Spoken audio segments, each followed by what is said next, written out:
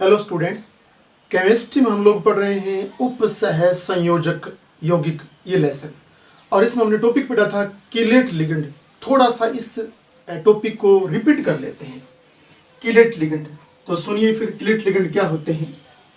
कि उपसह संयोजक यौगिकों में जब कोई ऐसा लिगेंड जिसमें दो या दो से अधिक दाता परमाणु उपस्थित हो, तो वह लिगेंड केंद्रीय धातु परमाणु के साथ एक रिंग का वलय का निर्माण करता है। तो ऐसे लिगेंड को कीलेट लिगेंड कहा जाता है और बनने वाले संकुल को कीलेट संकुल कहा जाता है।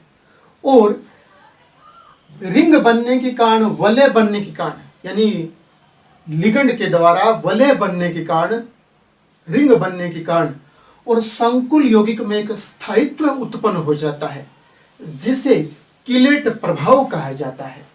तो देखिए, इसको हम संरचना के रूप में प्रदर्शित करें तो पहले तो संरचना बनाने के लिए हमें यह देखना होता है कि इसकी समन्वय संख्या कितनी है। केंद्रीय धातु परमाणु की समन्वय संख्या के अनुसार और उसकी आकृति बनती है। तो ये द्विदंतुक लिगेंड है, ठीक है ना।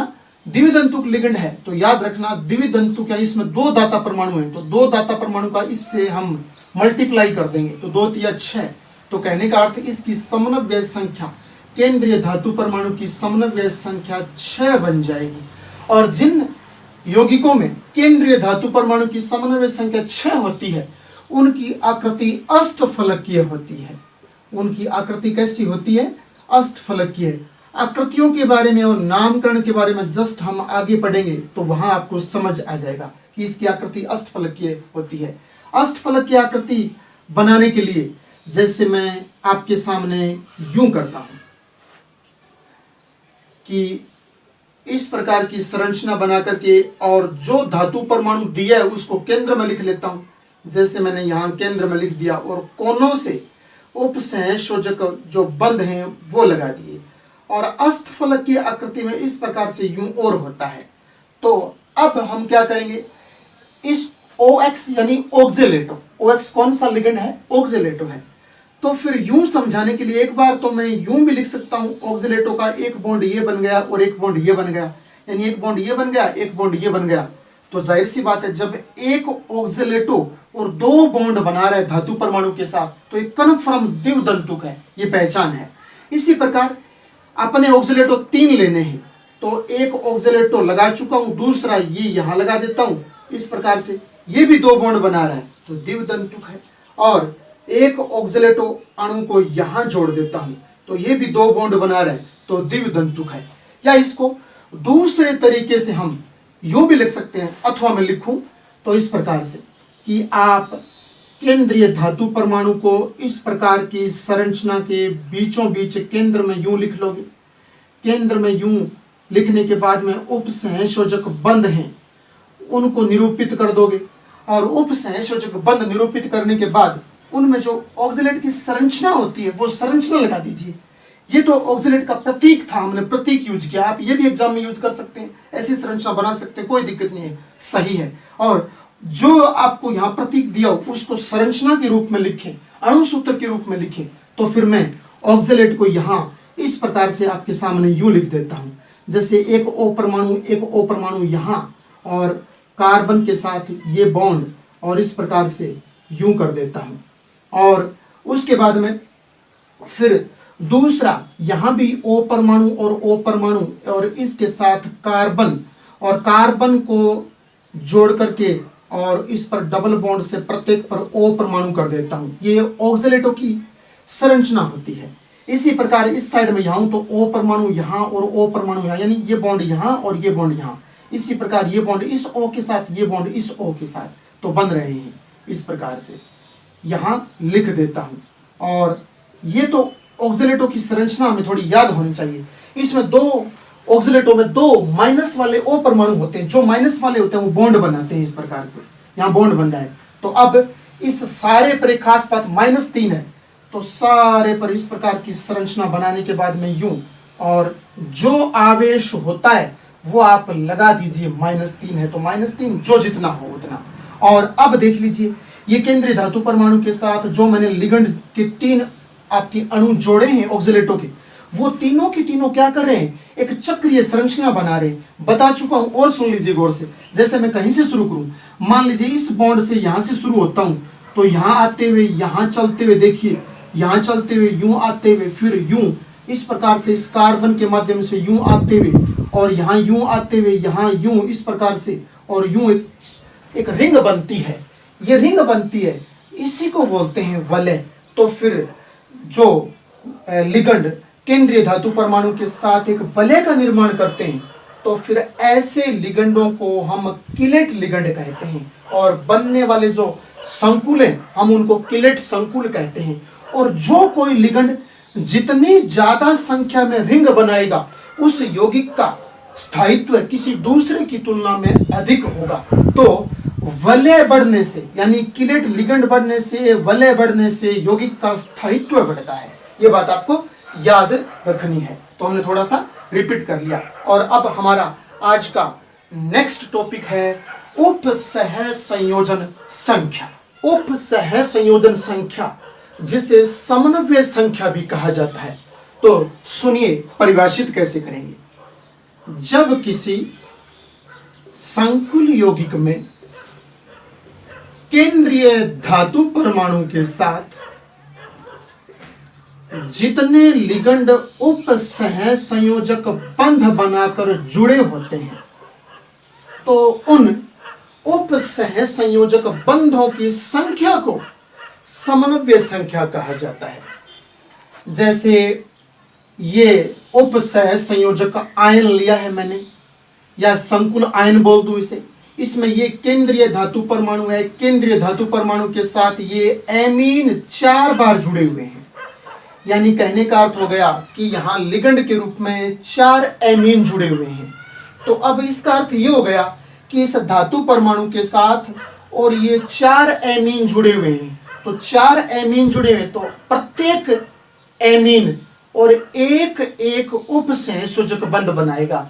तो कुल उपसह संयोजक बंधों की संख्या 4 हो जाएगी। तो इस धातु परमाणु की समन्वय संख्या 4 होगी। याद रखना कि किसी संकुल यौगिक में या संकुल आयन में केंद्रीय धातु परमाणु के साथ जितने लिगंड उपसह संयोजक बंध बनाकर जुड़े होते हैं, उन उपसह संयोजक बंधों की संख्या को उस धातु परमाणु की समन्वय संख्या कहा जाता है। मैं इसे संरचना के रूप में प्रदर्शित करता हूं, फिर आप देखना, फिर आपको समझ आएगा। जैसे कॉपर के साथ याद रखना कि 4 एमीन लगे हैं, और आप जानते हो एमीन होता एक दंतुक लिगंड है। तो इस एक को 4 से मल्टीप्लाई कर दूंगा तो 4 एकम 4, तो कहने का अर्थ कि इसकी समन्वय संख्या 4 आ जाएगी। समन्वय संख्या यहीं से ज्ञात हो गई, लेकिन मैं आपको संरचना के रूप में जब दर्शाकर बताऊं तो आपको कुछ अच्छे से समझ आ जाएगा। देखिए इस प्रकार मैं, और कॉपर धातु है मेरे पास, तो उसको तो केंद्र में रख लेता हूं, क्योंकि केंद्रीय धातु परमाणु तो केंद्र में आएगा। और इस पर उपसह संयोजक बंधों की निशान लगा देता हूं। आप जानते हो तीर के निशान को रसायन विज्ञान में उपसह संयोजक बंध कहते हैं। जब वो एक परमाणु से दूसरे परमाणु की तरफ लगता है तो वह उपसह संयोजक बंध का निशान होता है। तो यहां अब देखिए, मैं यहां इस प्रकार से 4 NH3 लगा देता हूं।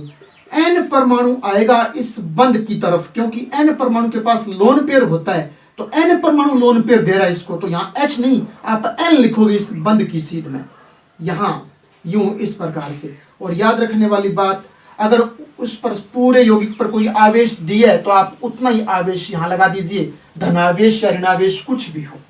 तो टेंशन वाली बात नहीं है, ये तो आपको दिया हुआ मिलेगा और इसमें आपसे पूछेगा बताइए धातु परमाणु की समन्वय संख्या का मान क्या होगा, तो आपको बताना है। तो अब देख लीजिए, ये केंद्रीय धातु परमाणु है, एक उपसंयोजक बंध ये रहा, एक उपसंयोजक बंध ये बन रहा है, एक इधर बन रहा है, एक इधर बन रहा है। तो केंद्रीय धातु परमाणु के साथ कुल 4 और उपसंयोजक बंध बन रहे हैं, 4 उपसंयोजक बंध बन रहे हैं। तो इस धातु परमाणु की समन्वय संख्या का मान 4 होगा। एक आप ध्यान रखना, ये तो एक आयनिक यौगिक का उदाहरण था। अब एक ऐसा एग्जाम्पल ले रहा हूं मैं जिसमें इस धातु परमाणु यानी ये जो निशान है, इस निशान को मैं आगे पढ़ाऊंगा आपको। इसे बोलते हैं समन्वय मंडल। इस निशान को जो कोष्ठक लगा हुआ है इन यौगिकों में, इस निशान को बोलते हैं समन्वय मंडल। यहां से लेकर के और यहां तक की परिधि है, ये कहलाती है समन्वय मंडल परिधि। इस समन्वय मंडल परिधि में यहां धातु परमाणु होता है, इसके आगे अंदर अंदर जो लगे रहते हैं उन्हें हम लिगंड कहते हैं। और अगर यहां कुछ बाहर लग जाए बाहर की तरफ, उसे बोलते हैं अग्र आयन, और वहां बाहर की तरफ लग जाए उसे बोलते हैं पश्च आयन। तो अग्र आयन और पश्च आयन इस धातु की समन्वय संख्या ज्ञात करते समय काम में नहीं लिए जाएंगे, उनको नहीं देखा जाएगा। मैं एक एग्जाम्पल लेके आपको समझा रहा हूं। जैसे मैंने लिखा Ag के साथ मैंने लिखा Cn की ट्वाइस, यानी मैंने साइनो 2 लिगंड साइनो के रूप में जोड़ दिए और निशान लगा दिया।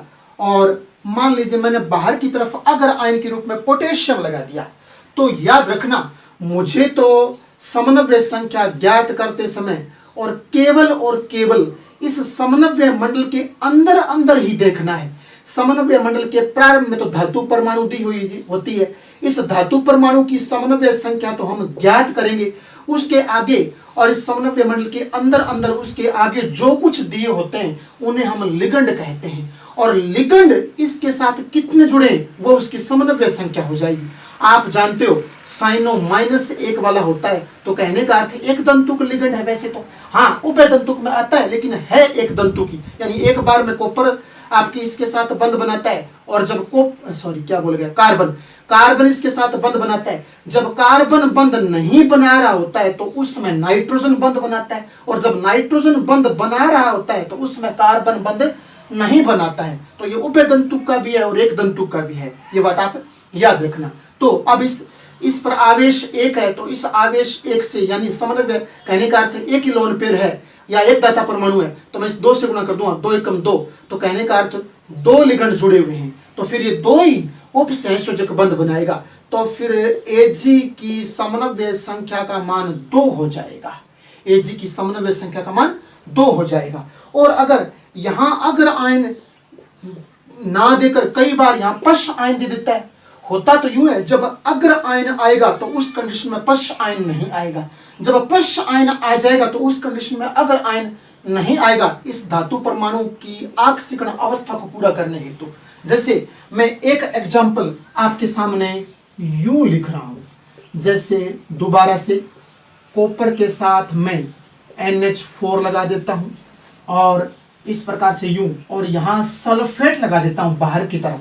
अब देखिए समन्वय मंडल के पहले बाहर की तरफ कोई अग्र आयन नहीं लगा है, समन्वय मंडल के बाहर की तरफ एक आयन लगा है जिसे बोलूंगा पश्च आयन।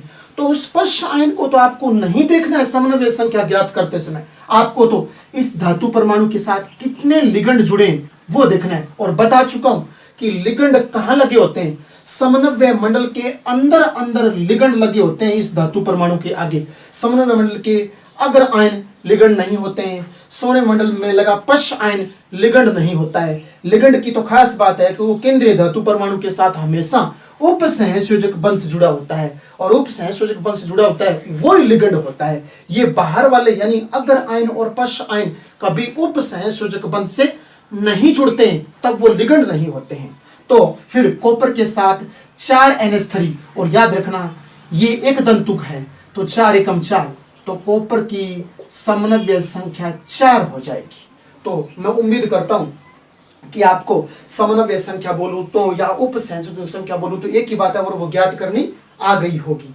तो दोबारा फिर बता देता हूं कि संकुल यौगिकों में जब केंद्रीय धातु परमाणु के साथ जितने लिगंड उपसहसंयोजक बंध बनाकर जुड़े होते हैं, उन उपसहसंयोजक बंधों की संख्या को याद रखना, उन उपसहसंयोजक बंधों की संख्या को उस धातु परमाणु की समन्वय संख्या या उपसहसंयोजन संख्या कहा जाता है। तो आज हम इतना ही पढ़ेंगे।